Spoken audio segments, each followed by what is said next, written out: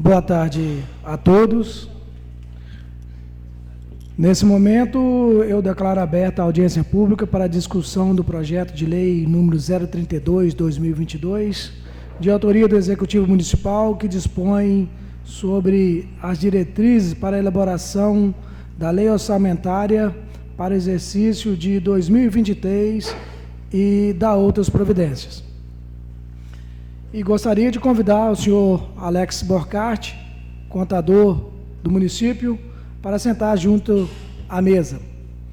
Gostaria também de fazer menção e agradecer a presença da vereadora Noemi, que está fazendo o seu papel como legisladora da casa, acompanhando aqui a discussão. Vereador Leilson, que também, se dispôs a estar conosco aqui para brilhantar o trabalho. Agradecer aqui os funcionários da casa, que gentilmente colabora para todas as atividades daqui, e também os assessores.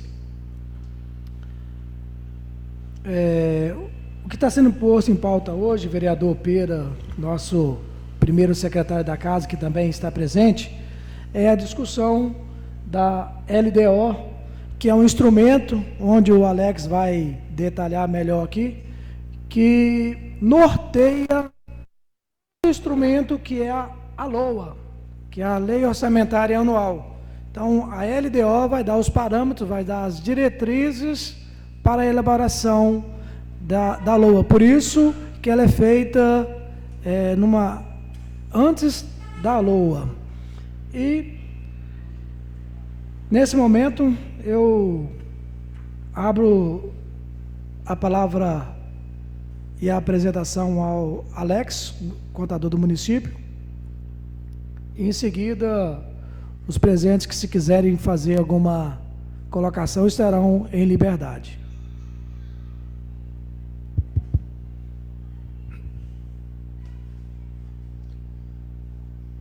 Começamos agora a apresentação de alguns slides, onde apresentam as metas, que vão nortear a elaboração da LOA para o ano de 2023. Essa apresentação ela é um pouco mais restrita do que a LOA, porque você tem apenas os valores que vão servir de parâmetros. Você não tem a distribuição do orçamento como é feito na LOA. Nesta tela, nós pegamos os parâmetros dos próximos 3 anos, com a previsão daquilo que a gente imagina que vai apresentar como receitas e despesas. Então, ali, cada coluna, você tem o valor corrente e o valor constante. O valor constante é quando você traz para o presente, sem os efeitos da inflação, qual é a previsão de receitas e a estima das despesas. Então, nós temos ali, para o ano de 2023, um valor corrente de 58 milhões. No ano de 2024, nós temos uma previsão de receita de 60 milhões. E para o ano 2025, 62 milhões. Como receitas primárias, para o ano de 23, um pouco menos, mas fechando nos 58 milhões 694. Isso é tudo feito uma projeção em cima do que foi arrecadado e da previsão em função da inflação. Nesta tela, nós temos a avaliação do cumprimento das metas, ou seja, aí nós já fazemos o que realmente se comprovou no ano de 2021. A tela anterior, nós fazemos uma projeção. Nesta tela, nós colocamos o que realmente foi arrecadado e pago, as despesas. Então, nós tivemos aí uma meta de orçamento na época de 47 milhões, 48 mais ou menos, e ao final do ano nós constatamos a arrecadação de 72 milhões. As despesas têm que ser orçadas no mesmo valor das receitas, né? E elas fecharam o ano em 67 milhões. Então, o ideal aqui, né, sempre a receita nos surpreenda e a despesa que esteja dentro daquilo que nós imaginamos, né, controlamos. Nesta outra tela, nós temos as metas fiscais, já comparando o que os exercícios anteriores ou seja, nós avaliamos para trás e para frente, né, o que nós executamos realmente e a projeção. Então, nós vamos acompanhando ali que no ano o nosso orçamento, a gente quando elabora, né, a LDO é uma meta, então a gente coloca isso como parâmetro, a gente procura ser realista. É melhor a gente se surpreender. Por exemplo, passados, né, colocamos 47 milhões e arrecadamos 72. Então é muito melhor você ter uma surpresa favorável do que ser pego no contrapé, né? Que você depois tem outros mecanismos que você arrecada, mas você consegue, embora tenha um orçamento um pouco apertado, mas você consegue usar outros instrumentos, que são o excesso de arrecadação, né? Você tem o superávit, que você vai conseguindo fazer a expansão desse orçamento. Já se você, às vezes, superestima e não acontece, você pega no contrapé. Aí a situação é inversa. Emendas parlamentares também entraria nessa situação Justamente. De aumentar a previsão, isso, não é isso? Exatamente. Possibilita, né, aos senhores parlamentares, através de emendas, né, direcionar esses recursos que, por acaso, estão sendo arrecadados a maior. Então, essa tela a gente tem de 2020, 21, 22, 23, 24, 25, ou seja, a gente faz uma análise para trás e para frente. Esses números, no primeiro momento, parecem bem, né, frios, mas porque a gente está acostumado, né, no orçamento, ver cada secretaria, quais são as ações, os projetos. Aqui a gente só fala a ideia do bolo geral. Então, o Alex, até para melhor compreensão nossa aqui, de todos os presentes, a LDO, na verdade, é como se fosse um bolo. E a LOA é como se fosse ele todo fatiado. Exatamente. Né? Aí vai um percentual para a secretaria tal, entre material de consumo e isso, exatamente. Material permanente, folha de pagamento, e outra fatia da secretaria. Seria isso, então? Isso, é onde você faz a repartição, né, dos recursos que vão ser empregados em cada área da administração. Nesta tela aí agora, nós temos a evolução do nosso patrimônio, né?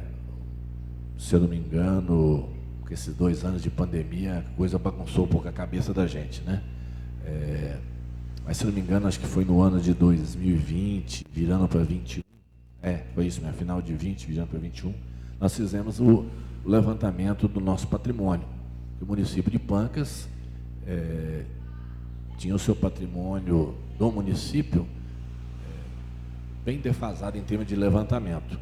Temos certeza que ainda tem que fazer uns ajustes, né? Mas eu lembro que naquele ano, por exemplo, avaliava-se que o patrimônio do município estava em 30 e poucos milhões, 40 milhões. Então foi feito um levantamento, contratou-se uma empresa, né? Nessa tela a gente consegue ver uma evolução, né? Como eu disse, aparentemente parecia que tinha 40 milhões, eram coisas muito antigas, que estavam esquecidas, né? Teve que ser feito um levantamento, ainda não está 100% preciso, porque às vezes você tem algumas secretarias, às vezes, que o próprio setor do patrimônio, às vezes, não está ainda bem engajado, às vezes faltam funcionários, outras para você colocar tudo no seu devido lugar, mas está sendo organizado. Então, nós temos aí que a evolução do nosso patrimônio de 2019, nós pulamos praticamente de 52 milhões para 101 milhões. Então, aparentemente, nosso município estava quebrado, né, assim, pela metade. Agora ele dobrou, né, o patrimônio. E com algumas técnicas e estão sendo implantadas, a informatização, vai permitir que a gente consiga chegar a um valor mais próximo da realidade. Nesta tela, nós temos a origem e aplicação de recursos que são obtidos com a alienação de ativos. Nós vimos aí que no ano de tempos em tempos o município acaba fazendo o quê? Né? Leilões, né? Para se desfazer de bens que já estão numa situação que não compensam, não permitem mais, né, permanecer no patrimônio. São coisas sucateadas, obsoletas. Então é feito, né, leilões para que se venda, se arrecade valor com esses recursos, com esses bens que são tirados do patrimônio do município. Então, isso acontece de mais ou menos de 3, 4 anos, né? No ano de 2020, foi feito, né, uma alienação de bens que arrecadou-se mais ou menos 530 mil. E esses bens, esses recursos, têm que ser novamente empregados no patrimônio. De preferência, né, a lei exige que seja até em bens da mesma categoria. Ou seja, se você vende um bem imóvel, que seja investido também num bem imóvel. Um bem imóvel, veículo que seja adquirido novos veículos. Então nós temos aí que em 2020 foi feita uma alienação e em 2021, como prova a tela ali, uma parte desses recursos foram novamente empregados. Nesta tela, nós temos o demonstrativo de riscos fiscais e providências. Não há nada aí para ser apresentado em valores que, graças a Deus, né, o nosso município não tem uma situação né, não temos grandes problemas nessa área. Por exemplo, dívidas em processo de reconhecimento, avais e garantias, surgimento de assunção de passivos, são passivos dívidas que vão aparecendo, né, brotando do nada e comprometendo o patrimônio do município, né? E, em geral, por isso que não mencionamos aí. Nesta tela, nós temos a estimativa e compensação da renúncia de receita.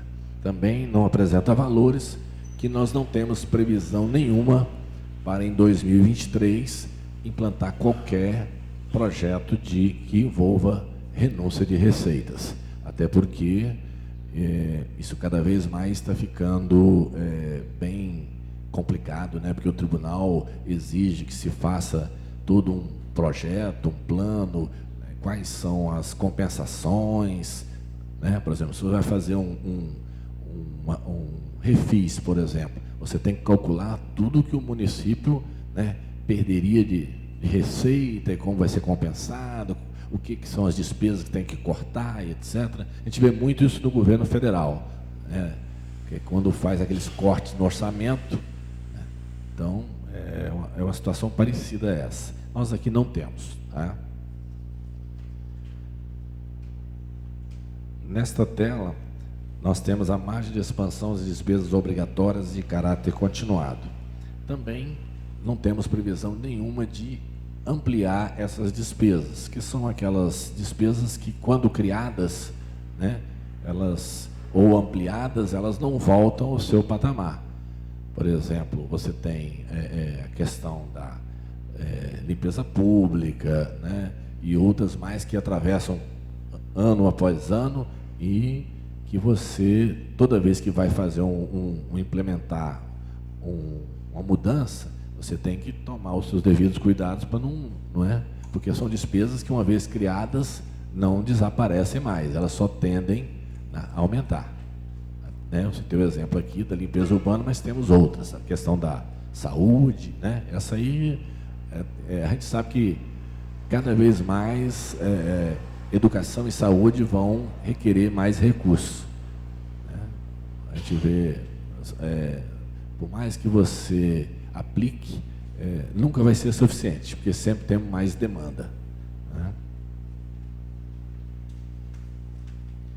Bom, e com isso aí, essa tela, nós encerramos nossa explanação. Como eu disse, é uma apresentação bem sucinta, porque a LDO, ela não tem muito o que você explicar, né? Porque é o mais fácil de entender quando você vê o orçamento, que vai ser apresentado lá no final do ano. Isso aqui é só o norte para a gente seguir. Ok? Muito obrigado. Nós que agradecemos, Alex, pela explanação aqui do projeto de lei 032, e alguns dos colegas que quiserem fazer o uso da palavra, algum dos presentes quiser o uso da palavra, está aberto.